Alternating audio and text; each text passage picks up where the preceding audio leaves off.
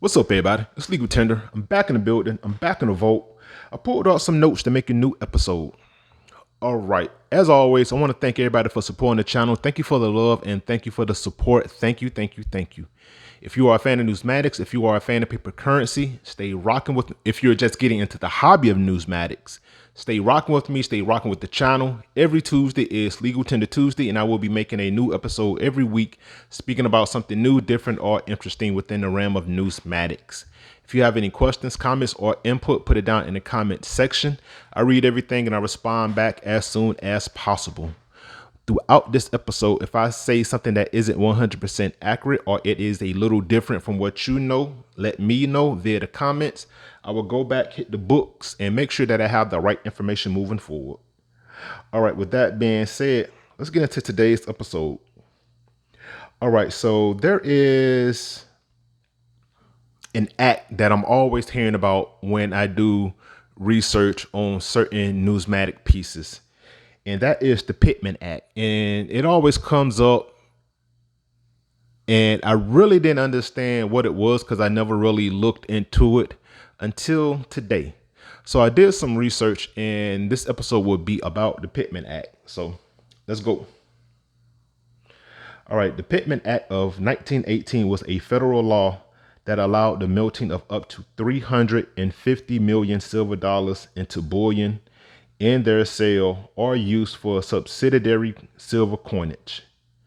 The act was sponsored by Senator K. Pittman of Nevada and signed into law by President Woodrow Wilson on April 23rd, 1918, hence the name Pittman Act of 1918.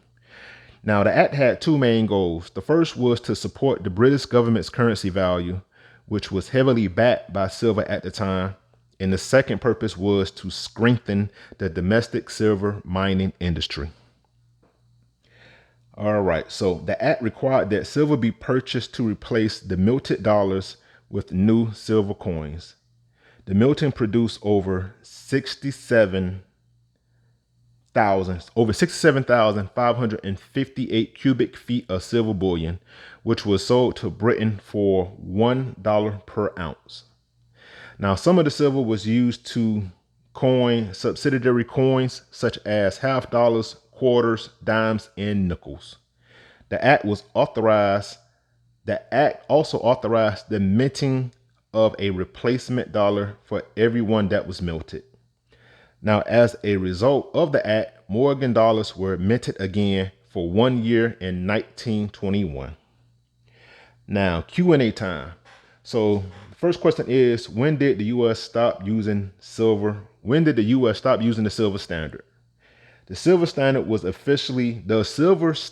officially came to an end when China and Hong Kong abandoned it in 1935. Was the U.S. dollar ever backed by silver? Yes, it was, because of silver certificates. Now, after the American Revolution, the United States adopted a silver standard based on the Spanish dollar in 1785. The silver standard was legally mandated by the 1782 Mint and Coinage Act, which established the silver United States dollar as its official unit of currency. When did the government stop using silver? Well, long story less long, July 23rd, 1965.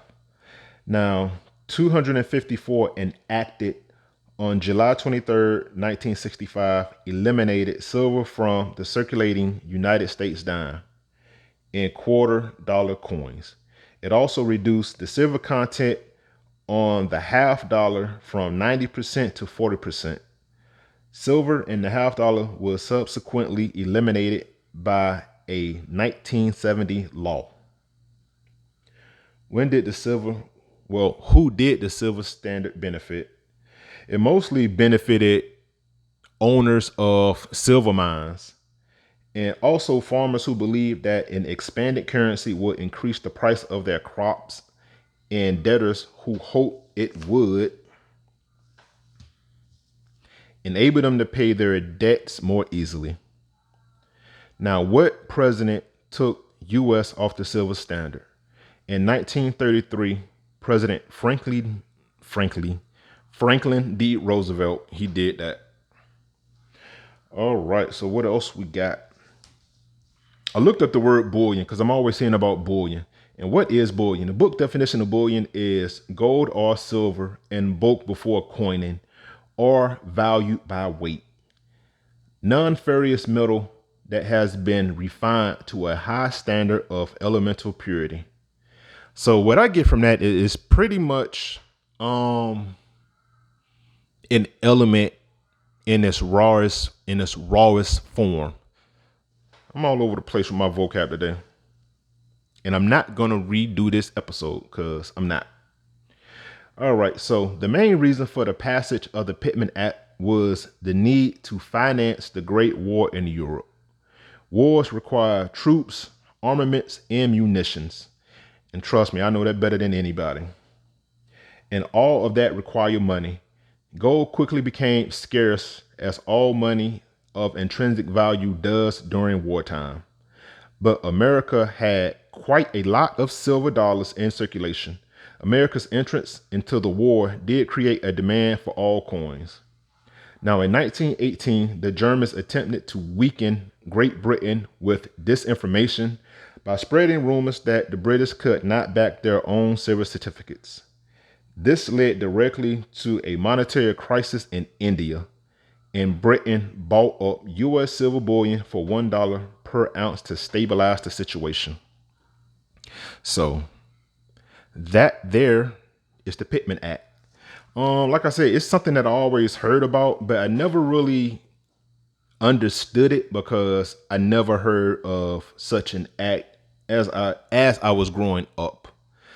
But like I said, numismatics it really helps to be somewhat of a historian if you are a numismatician, because there is a lot of history that's tied up in numismatics in regards to acts and passages and things like that. So yeah, this is pretty much a little educational little episode.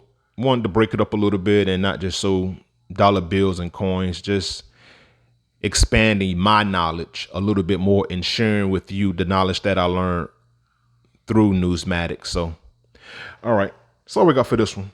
Until next time, keep it legal, keep it tender. Talk to you soon.